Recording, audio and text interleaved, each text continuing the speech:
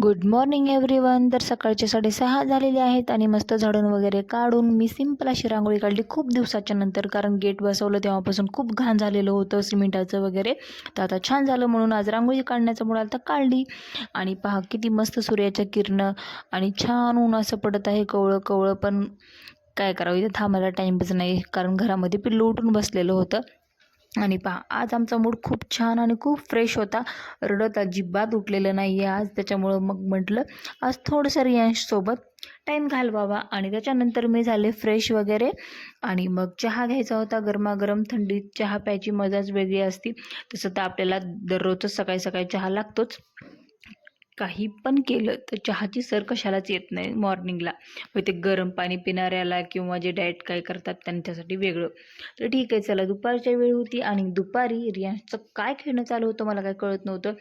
पूर्ण जी बास्केट होती कपड्यांची ती घेऊन आला होता. त्याच्यामध्ये पावडर कंगवा वगैरे घेऊन येऊन त्याने आधी पावडर लावलं, नंतर त्याचा कंगव्या घेऊन विचारणं चालू होतं. म्हणून मला हळू थोडासा व्हिडिओ शूट केला.